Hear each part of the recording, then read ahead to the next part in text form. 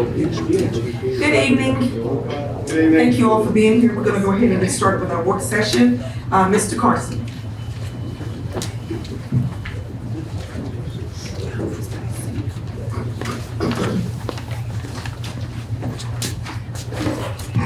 Hello, my name is David Carson. I live in Florence, Alabama. For security reasons, I will let someone see this ID if that's necessary. Is that necessary? In the meeting. You? You in the meeting. You don't have to do it. No, Yeah, not in this meeting. Yeah, in that regular meeting. All right, I'll start my time now.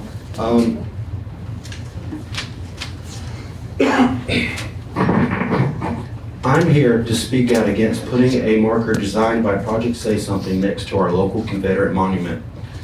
Let's start by talking about what is to be written on this marker.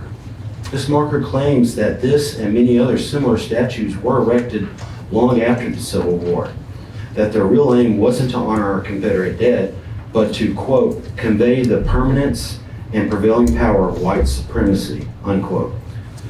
They argue this explains why the statue was completed at the turn of the century in sequence with the codification of Jim Crow laws. According to my research, the Ladies of the Memorial Association began efforts to make this statue back in 1876, just 11 years after the Civil War. It ended up taking them roughly 30 years to raise enough funds for the statue due to the lingering poverty of a war-ravaged South. The idea for the statue was to honor the Confederate dead, full stop. The Civil War left over 260,000 Confederate soldiers dead. Many were buried hastily on battlefields in shallow, unmarked graves. Later, the defeated South had no national government to fund or organize reburials. After taking 30 years to fundraise for a memorial, I can see how many grieving and disenfranchised Southerners were against their dead and their cause to be tucked away in some secluded graveyard. People probably did take advantage of the situation for their own political aims at the time. People do this all the time. It's how politics and atrocity propaganda works. Do you think all these cities were torched and looted back in 2020 simply because of the death of one black man? No, of course not. People took advantage of the situation to cause as much havoc as possible for their own political aims.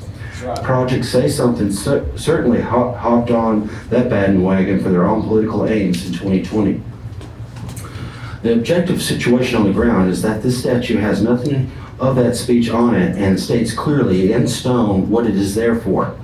What people around it at the time decided to say is on them, and their language is a product of that time. Project Say Something spouted all sorts of crazy stuff around that statue during the 2020 protests. Yep. Will I get up and do I get to put a marker up highlighting some of the hate they were spewing at that time? I am no fan of the Middle Eastern wars our country have gotten in our lifetime. With this same logic, I could propose a contextual marker next to the quote-unquote War on Terror memorial at Veterans Park, highlighting that no weapons of mass destruction were found and most likely shadowy foreign and domestic special interests manipulated us into that war under false pretexts. Though that is what I believe is the truth, that is no reason to take anything away from the fact that our soldiers died and suffered greatly in that conflict. No matter what your feelings are about the Civil War, thousands of young men, most who never owned slaves, died defending their homes from an invading army. Who knows what the future holds? What if we get invaded by another army here, and for whatever reason, we are on our own? After seeing how the memory of our ancestors were treated who died defending this region, many young men might not see the point of even bothering putting their life on the line to defend this region if their memory will just be degraded and spat on after they die on the battlefield. Who's going to defend us then? Project Say Something? Our city historian Billy Warren, who supported this? I think not. This is petty and subversive. I ask you to vote no on this proposed marker. Since this is a work session, I am open to questions or comments from the council, and I will respond. Let's have a discussion for once. Would you like to have a discussion? I know you go back and forth with people that come up here during the work session, so I was just wondering if anyone had any questions for me. No? No comments? All right, thank you. Thank you. Mr. Mason?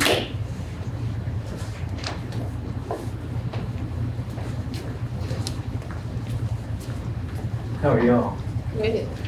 So I have, item O, and all this is a resolution authorizing the setting of a public hearing regarding the adoption of new building codes and fire codes.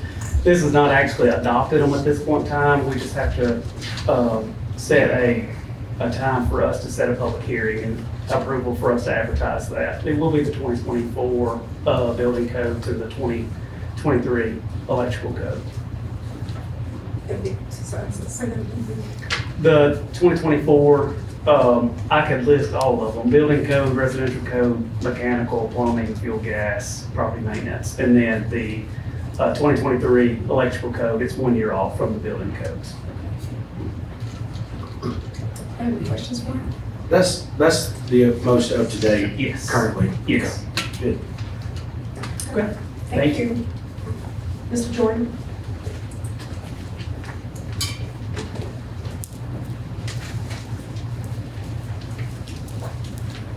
Good afternoon. We have two items on consent, item R and item T. Any questions about those?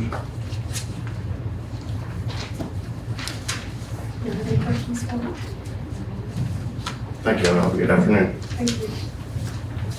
Mr. Cole? Afternoon. I have a couple of items in a change order. First is the change order. This is the tree removal that we discussed a few council sessions ago. We had an invoice for $2,200 for the removal of 2 trees. When they got on site, they discovered a 3rd tree that was jeopardizing the property. And so we did not have an invoice for $3,000 at the time, which makes the difference of the $800. So I'm just asking approval to, of course, the tree has already been removed. It's all been taken care of. So just asking to get that additional $800 taken care of. We have an official invoice from Tree Pro for that. Any questions on that? The next 2 items deal with cone cranes. The first item, I believe it's item D. This is an invoice to pay cone cranes. It's $5,300.75. We had a catastrophic failure on one of our crane hoists that we changed our ton chlorine cylinders out with at Cypress Creek Wastewater Treatment Facility. We use that crane every 5 to 7 days because of the amount of chlorine that we use. And so it failed. They came on site, made some emergency repairs in order to be able to get that in. We beat it by 2 days, so we had plenty of time. We got everything done, taken care of. There's no jeopardy of not being able to get the chlorine changed out, but we just need approval to pay that invoice, $5,300.75. Any questions on that one? And then the last one is the same crane invoice, the same crane hoist. There's a quote or a contract for $36,697.45. If I'm looking at it correctly, I can't hardly see it. But that is for the permanent replacement. So what we have is a temporary replacement that they've made for us. We've actually got a hoist rented. And so it's a 6 to 8 week lead time to get the permanent hoist and get it replaced. Is that the same crane? Same crane, same hoist, yes. Okay. So the one we had failed, we've got a rental in place, which is the $5,300. Oh, okay. All right. So they didn't do a repair? Just a rental? Yes, They because brought of a rental the in. lead time in order to get the permanent replacement is I defined it. Okay, that makes sense. Yes, so the permanent replacement will be the $36,697.45. Any other questions on that? Yeah, I'll make a motion for the change order. Second. Motion by Mr. Hendricks, second by Mr. Bowling. All in favor of the motion? Thank y'all. Mr. Phillips? Good afternoon. 4 things on the agenda this afternoon. The first one is a contract with the LaBella Associates to do the groundwater monitoring program at the landfill. We've done this with these guys for probably 20 plus years. It's just a renewal. When the contract expires, we redo it. Any questions on that? All right, the next item is a request to apply for a grant from the Alabama Department of Environmental Management for the recycling fund. We do this about every year also. The items are kind of broke down in here, what we're asking for. The only item that has any matching funds is dumpster boxes. These are the blue dumpster boxes you see around town that has a slot for cardboard only in them. And we're proposing to pay 25% of that cost, about $9,375 out of the $28,000 total. If approved, and the way this works is with your permission, we'll apply for this grant.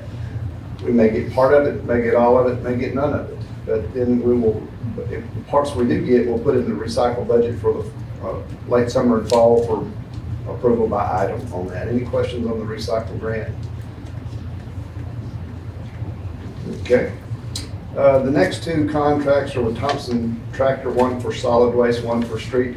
These are the preventive maintenance programs for the city. This is the rate for them to come out and do our oil changes and inspections and everything at 250 hours or 500 hours. We let the dealer do these, makes our machines last a long time, since a lot of them are used every day. This is a continuation of contracts we've had in place for many years also. Questions on that one? Thank you. Thank you. Mr. Murphy? Hello, everyone. 5 items on the agenda tonight, 11F through 11J. Some of these items, the first 2 are from what I refer to as our repair and maintenance budget for the year. And the last 3 are improvement items that we received estimates for in May of last year and requested to be put into our budget. The first one, this is duct cleaning. We're looking to do that at all of our facilities. Specifically, we had some plaster repair there. This is probably a good idea. I don't think it's ever been cleaned. Any questions on 11F? And 11G, this is restaining at the Rosenbaum House. This has to be done probably every 10 to 15 years. And this is, again, coming from our annual maintenance budget.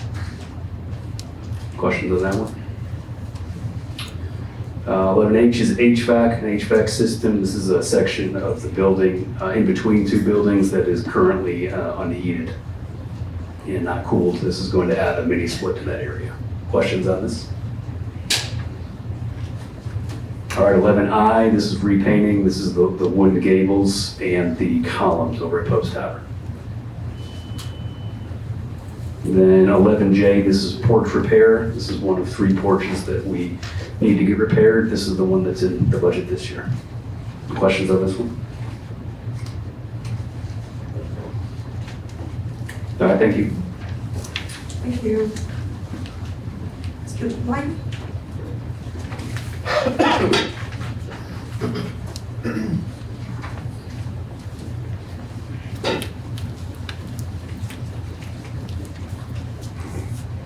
Good afternoon. I have 3 items under general business, A, B, and C, and these are all alcohol applications. One is a special events retail license with on-premises liquor, beer, and wine by Andy Cooper, doing business as, it's a retirement party at the Coliseum on April 3rd. Also have an alcohol application for a lounge retail liquor license with on-premises liquor, beer, and wine by the District Incorporated, doing business as the District, located at 1418 Huntsville Road. And then also a special events retail on-premises beer and wine by Picket on Court LLC, doing business, this is for the Wine Fest. And they're located at 218, or this is going to be located at 218 North Court Street for the Wines Fest. Any questions? Thank y'all. Thank you.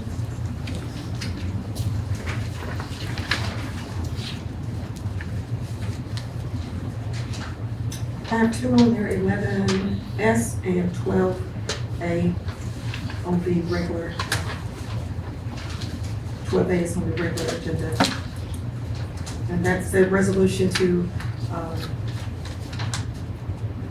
let's go back to the right one.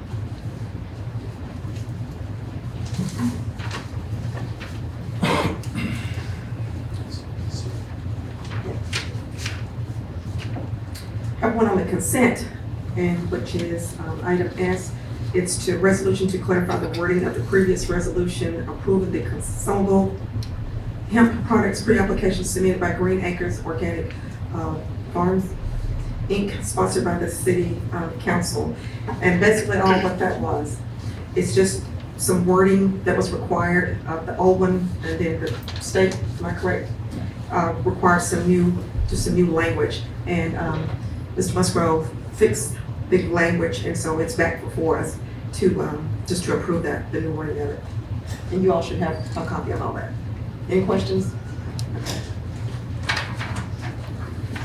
And then the next one is item 12A on the regular agenda. That's a resolution authorizing the placement of a historical marker in front of the Lauderdale County Courthouse, sponsored by myself. And that's just a marker, but it's been requested by Project Say Something to be placed on the public right of way in front of the Lauderdale County Courthouse with a historical marker. And you all should have a copy of that as the request as well. Do you have any questions in regards to that? Okay. Mayor Tyler. Thank you, Ms. Simmons.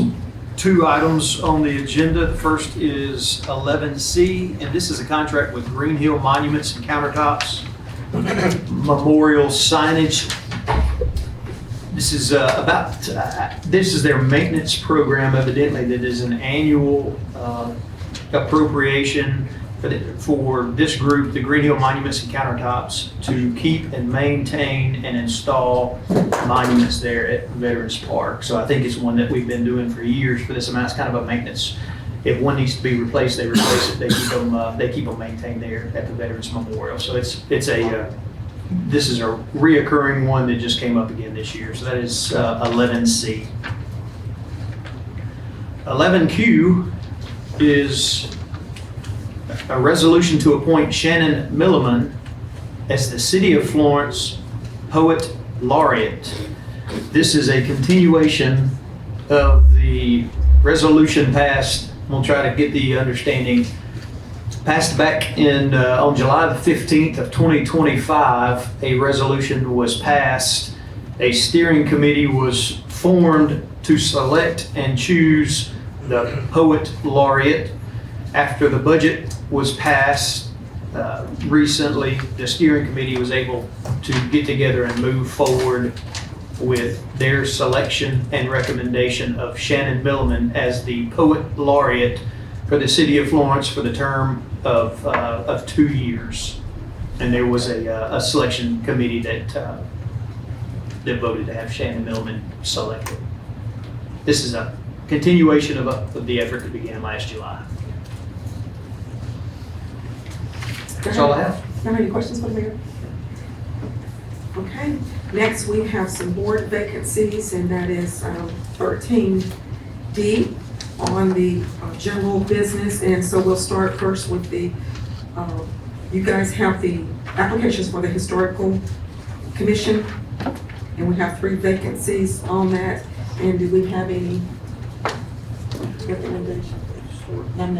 Madam President, I'd like to nominate Wesley James for this position to serve on this committee. So do y'all want to vote for them individually, or go ahead and give them all individually? Okay. I was questioning Oh, okay. Sorry. we have so many qualified applicants. I think we should take our nominations for each one and then come back and vote on them. Otherwise, if we vote, we really won't get through all the nominations, potentially. But I'll follow whatever you would like us to do. But when I went through all these, I was disappointed that we didn't have more openings than we do because we have so many qualified applicants. I would like to nominate William Valentine. Is it William? And I would like to nominate Miss Anita Smith Cobb. Any more nominations? The, Did y'all get We got a copy sent us, we did.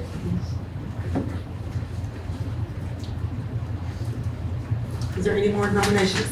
Could you give me one moment, please? Sure.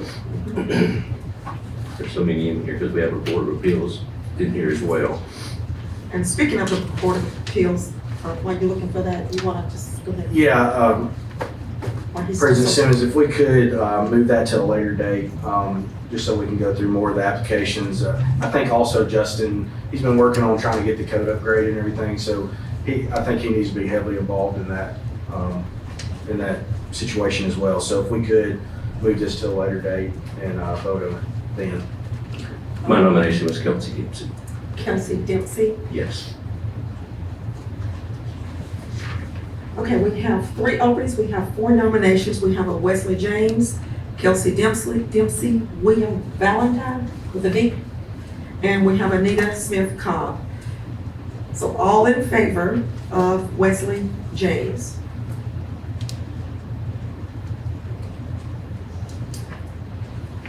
William Valentine?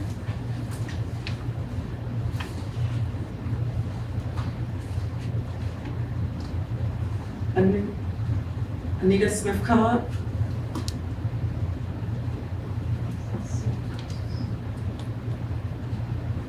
And Kelsey Dempsey? Yes. Dempsey? Yes. Kelsey Dempsey.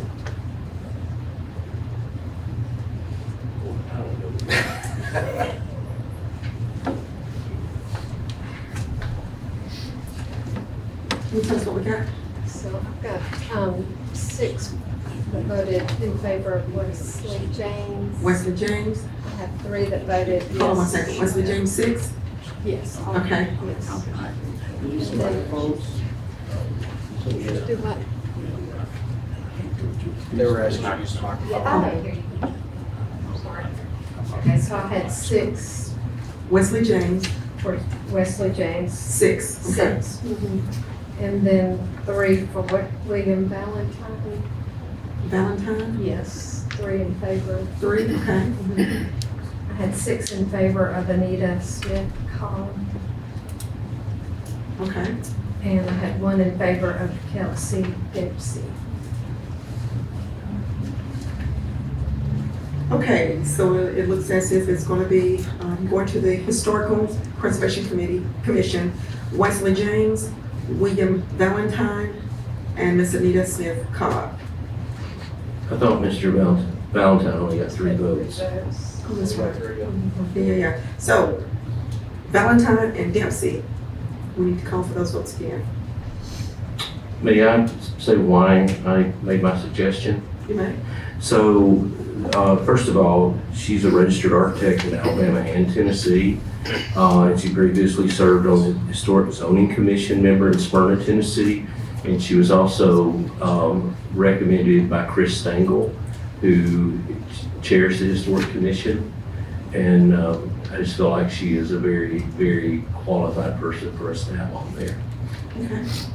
And Yes, Mr. Valentine has been a lifelong resident of the city of Florence. He has taught history, and he has worked for the school board and school system.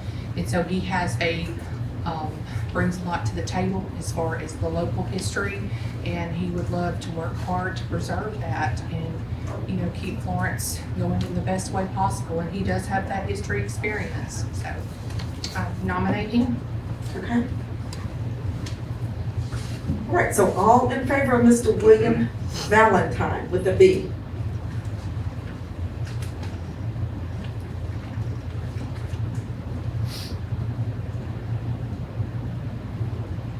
Council Dempsey?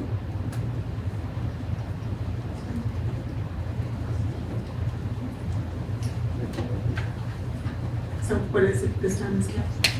I had 4 in favor of William Valentine and 1 in favor of Kelsey Dempsey. Okay.